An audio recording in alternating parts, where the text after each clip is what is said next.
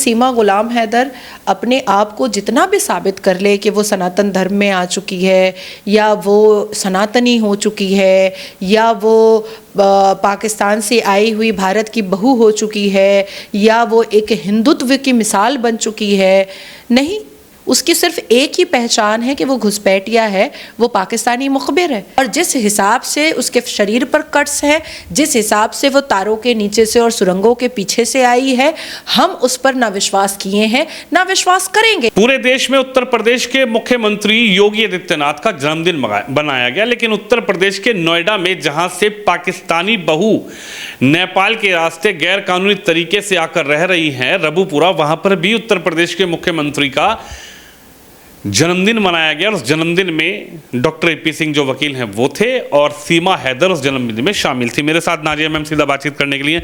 Nazia ma'am, Uttar Pradesh के मुख्यमंत्री का जन्मदिन तो तमाम लोगों ने मनाया, लेकिन चर्चाएं आजकल थोड़ा इस बात पे है कि पाकिस्तान से जो इनलीगल तरीके से घुसपैठिया की तरह भारत में आके रह रही सीमा हैदर हैं, वो भी उत्तर प्रदेश के मुख्यमंत्री का जन्मदिन मना रही हैं और तस्वीरें पूरी तरीके से वायरल कर रही हैं। हर हर महादेव, वंदे मातरम, भारत माता की जय। रक्षाबंधन जब आता है ना, तो अटल जी को, आदरणीय प्रधानमंत्री जी को पाकिस्तान से भी राखी आती थी जी। तो उससे क्या होता है? क्या ऑपरेशन सिंदूर के माध्यम से आतंकी ठिकानों को तहस नहस करना मोदी जी ने नहीं किया? किया ना? नहीं किया क्या जी? किया। तो मुझे ऐसा लगता है कि सीमा गुलाम हैदर अपने आप को जितना भी साबित कर ले कि वो सनातन धर्म में आ चुकी है या वो सनातनी हो चुकी है या वो पाकिस्तान से आई हुई भारत की बहू हो चुकी है या वो एक हिंदुत्व की मिसाल बन चुकी है, नहीं, उसकी सिर्फ एक ही पहचान है कि वो घुसपैठिया है, वो पाकिस्तानी मुखबिर है। सिर्फ उसकी एक ही पहचान है, इसके अलावा उसकी कोई पहचान नहीं है। मैं पूरी जिम्मेदारी के साथ कहती हूँ कि हमारे भारत देश की जिम्मेदार सनातनी बेटियाँ क्या पाकिस्तान जाएंगी घुसपैठिया बन करके? अंजू गई थी, लेकिन पूरे डॉक्यूमेंट्स के साथ गई थी। सीमा गुलाम हैदर की तरह तो नहीं आई थी, बिल्कुल नहीं आई थी। या ऑपरेशन सिंदूर के बाद हमने जिन भी भारत की बेटियों को पाकिस्तानी बहू देखा और पाकिस्तान की बुलबुल बनते हुए देखा, सबके पास डॉक्यूमेंट्स था, सबके पास पासपोर्ट था और सब यही चिल्ला रही थी कि मेरा इंडियन पासपोर्ट है, मेरा हस्बैंड पाकिस्तान का है, मेरे बच्चे पाकिस्तानी हैं, मुझे नागरिकता नहीं मिली है, वो वहाँ की मुहाजिर है। लेकिन सीमा गुलाम हैदर एक मुखबिर है और जिस हिसाब से उसके शरीर पर कट्स हैं, जिस हिसाब से वो तारों के नीचे से और सुरंगों के पीछे से आई है, हम उस पर ना विश्वास किए हैं ना विश्वास करेंगे। पूरी दुनिया में विभिन्न तरीक़े से और पूरी दुनिया के अलग अलग लोगों ने योगी आदित्यनाथ जी का जन्मदिन मनाया है, तो उससे क्या हो जाता है? अरब के अगर लोगों ने मनाया है अब तो क्या वो यहाँ भारत का हो गया सिटीजन? अमेरिका में एक शाइन बोल करके लड़का रहता है, उसने वहाँ पर योगी आदित्यनाथ जी का जन्मदिन मनाया है, तो वो क्या भारत का सिटीजन हो गया? इंडोनेशिया में योगी आदित्यनाथ जी का अगर जन्मदिन मनाया गया है तो क्या वो भारत का सिटीजन हो गया? नो, नो वे। लेकिन भारत में रह के सीमा तो मना रही है ना, उसकी क्या मानसिकता, क्या समझ? उससे क्या फ़र्क हो जाता है? एक बलात्कारी जब अब 9 साल की सज़ा खट करके जब वो बाहर आता है तो क्या वो बलात्कारी नहीं रहता है? क्या वो बलात्कारी नहीं रहता है? वो क्या मुल्ला बन जाता है? क्या वो मौलवी बन जाता है? नासिर खान 2012 में रेप किया था कोलकाता में पार्क स्ट्रीट एरिया में, तो वो 9 साल की सज़ा खट करके बाहर आया, तो क्या वो बहुत अच्छा इंसान बन गया? क्या उसको अब हम सिर पे बैठा लें? सिर पे बैठा नहीं, वो बलात्कारी आरोपी है, वो बलात्कारी है नासिर खान, उसके नाम के आगे टैग लग गया है। मोहम्मद नासिर खान तो वो है ही नहीं, वो बलात्कारी नासिर खान है। आपको नहीं लगता कि सीमा हैदर जिस तरीके से वो कह रही हैं कि मैं सनातन को मानना शुरू कर दिया है, मैंने पूजा पाठ करना शुरू कर दिया है, तुलसी में जल देती हूँ मैं, और जो देश के मुख्यमंत्री हों, प्रधानमंत्री हों, उनका जन्मदिन भी सीमा हैदर बना रही हैं, तो कहीं ना कहीं सॉफ्ट कॉर्नर सीमा की तरफ होगा और सीमा को नागरिकता मिलने बड़ी आसानी हो जाएगी? देखिए, लीगल तौर पे मैं आपसे जानना चाहता हूं। कानून इतना हंसी मजाक नहीं है। Law always take its own course.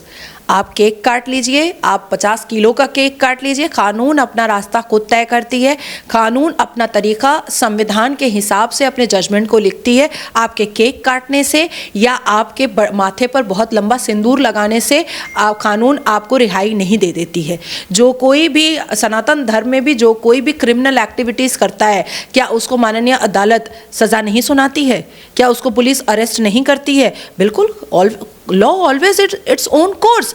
कानून के नज़रिए से, हमारे देश के संविधान के नज़रिए से सीमा गुलाम हैदर एक पाकिस्तानी घुसपैठिया है और उसके ऊपर शक की सुई रहेगी और उस सुई को कोई नहीं हटा सकता है। अगर वो वाकई में बहुत ही मन की गहराइयों से, भीतर दिल से अगर उसने सनातन धर्म को एक्सेप्ट किया होता तो वो कभी भी यहाँ पर रह करके इस तरीके से घुसपैठिया बनकर नहीं रहती। वो पाकिस्तान जाती, अपने डॉक्यूमेंट को कंप्लीट करती और फिर दोबारा आने के लिए अपनी अर्जी लगाती।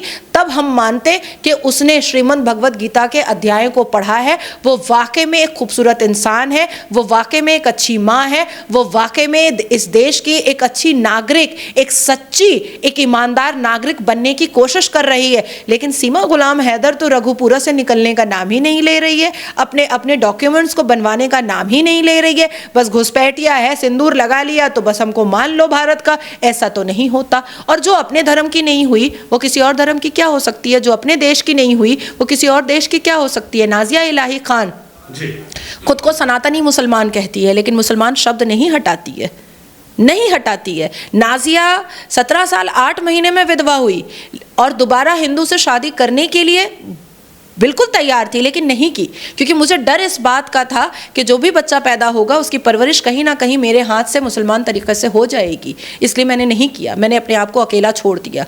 तो मैं इस देश के लिए समर्पित हूँ, मैं इस देश के लिए मर मिटने को तैयार हूँ, मैं इस देश के लिए अपने अपने जिस्म का एक एक कतरा खून देने को तैयार हूँ। इसलिए मैंने अपने आप की ज़िंदगी को देश के लिए समर्पित करना ज़्यादा सही समझा, लेकिन किसी हिंदू का बच्चा अपने पेट से पैदा करना सही नहीं समझा, क्योंकि कहीं ना कहीं उसके अंदर मुसलमान के सूम सलावात आते ही।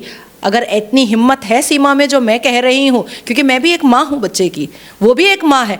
एक माँ अपने बच्चे को, 4 बच्चे को संघर्ष में कैसे डाल सकती है? दूसरा बच्चा पैदा करके फिर उसको एक क्रिटिकल सिचुएशन में कैसे डाल सकती है? मुझे लगता है कि सीमा गुलाम हैदर के पेट से जो बच्चा पैदा हुआ है उसका DNA टेस्ट भी होना चाहिए कि वो सीमा का है भी या नहीं है। बस मेरा आखिरी सवाल आपसे है, सीमा तो कह रही है कि मोहब्बत है, इश्क है, प्यार के बदौलत में वहाँ से इस तरीके से यहाँ पर आ गई। और ये बच्चा भी, जब हमने उनसे क्वेश्चन किया तो उन्होंने कहा कि ये मेरे और सचिन के प्यार की, मोहब्बत की निशानी है, जो मीरा। DNA होगा तब पता चलेगा, जिसके एप्लीकेशन मैंने डाले हैं DNA होगा तो पता चलेगा कि किसका बच्चा है।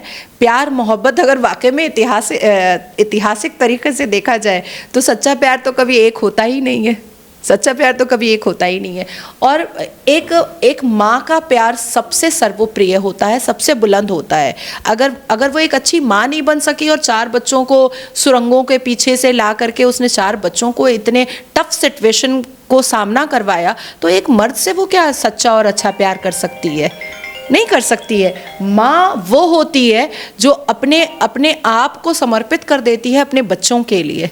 ये कैसी माँ है जो अपने बच्चों को आज तक घुसपैठिया कहलवा रही है, टेररिस्ट कहलवाने को भी तैयार है? क्योंकि बहुत सारे ऐसे लोग हैं जो ये कहते हैं कि कल को इसका बेटा भी बड़ा होकर के टेररिस्ट बनेगा तो क्या कौन जिम्मेदारी लेगा? तो ये कैसी माँ है? ये कैसी माँ है जो अपने बच्चों को गालियाँ सुनवा रही है? ये कैसी माँ है जो अपने बच्चों को कठमुल्ला सुनवा रही है? ये कैसी माँ है जो अपने बच्चों को इतने प्रॉब्लमेटिक सिचुएशन में डाल करके रखी है? जब वो अच्छी माँ नहीं बन सकी, जब वो अपनी मोहब्बत अपने बच्चे के लिए नहीं दिखा पाई सही तरीके से, तो एक मर्द से क्या प्यार करेगी? चलिए, हमारे साथ नाजिया मैम है, जिनका साफ ये कहना है कि चाहे सीमा हैदर जन्मदिन मना ले, चाहे सीमा हैदर कुछ भी कर ले, लेकिन जो कानूनी तरीके से है, कानूनी जो प्रक्रियाएं हैं, वो सीमा हैदर को जरूर निभानी पड़ेगी और पाकिस्तान सीमा हैदर को वापस जाना होगा। कैमरामैन शुम यादव के साथ विनोद शर्मा, दिल्ली से।